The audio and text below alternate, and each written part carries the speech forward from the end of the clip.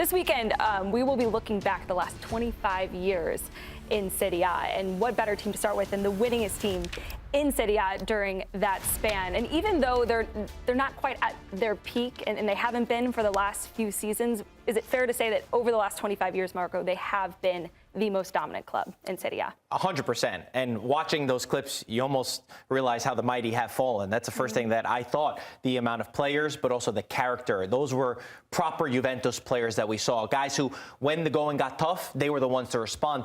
Juventus created something incredible in the last 25 years. We witnessed a club win 9 titles in a row. Something we've never seen before. Before that, I believe it was Inter with 5.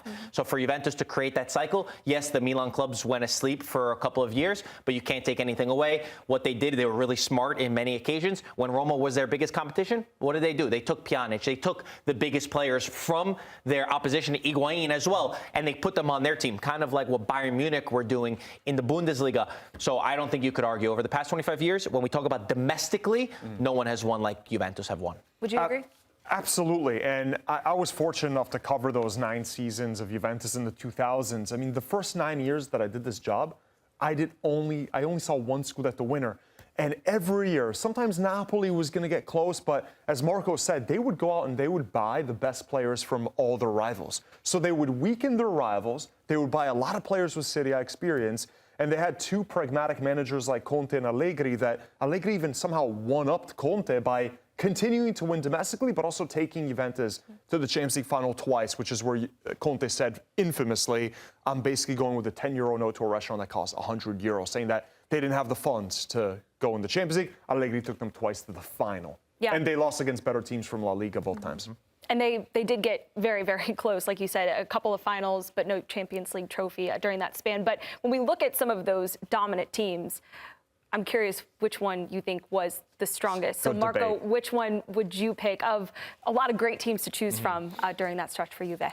So they were very formidable years. When Conte took over in 2011, I was 15, 16 years old, and I really started to understand tactics and the importance of a group and a collective. So those years were the real ones that stuck out for me. But specifically, when Tevez went to Juventus, and they started to be able to attract some of the world-class quality.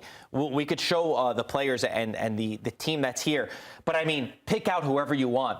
This is when they would have a 4-man backline, because at times they had Barzagli, Bonucci, Chiellini, Buffon, which nobody would be able to go through that. But then they started to add pieces like Evra, and the biggest thing, the most important thing, the heartbeat, the midfield. Marchisio, Vidal, Pogba, Pirlo, they somehow found a way to put all of them together, and that is why Juventus achieved what they achieved, because their midfield could go toe-to-toe with all of the best teams in Europe and in Italy.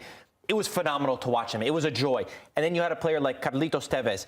To take the number 10 after Del Piero is something near impossible. He did it elegantly. He did it with class.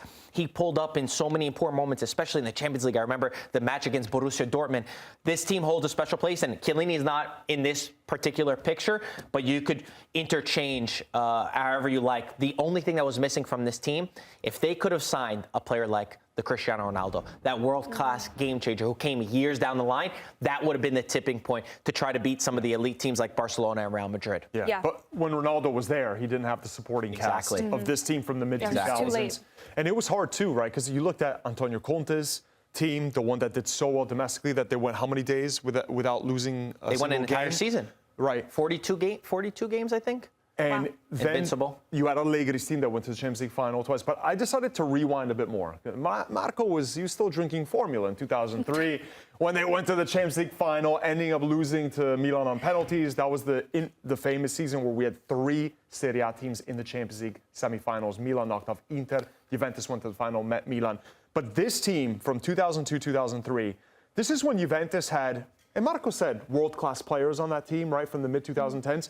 This team had generational talent. This is the difference. This team had Ballon d'Or winning quality players on the pitch. Not pictured, by the way, is Pavel Nedved, who was a generational superstar. But I mean, just look at this. Buffon, the early versions of Buffon. Thuram, the father of now Marcus and Kefren. Zambrotta out wide, Antonio Conte, the attack of Alessandro Del Piero and David Trezeguet. This is one with Pavel Nedved there. Camoranesi on the other flank, Edgar Davids. There was so much quality on this team, but I think the difference was In the 2010s, yes, you had world-class players. This team had players that you won't find for decades and decades. This was kind of like the tail end of the golden era of Serie A. You know, I think of, since I've been born, the early 90s, right? The Invincibles. Serie A in the 90s was, you know, people love to reminisce of the quality. But even in this era, in the 2000s, Juventus could have won it. Milan could have won it more than twice. They also lost the heartbreaking one to Liverpool in the mid-2000s. So Serie A was always sending teams all the way to the Champions League in that decade. I wonder if we were to match those two teams up, your pick and yours, whose side would win?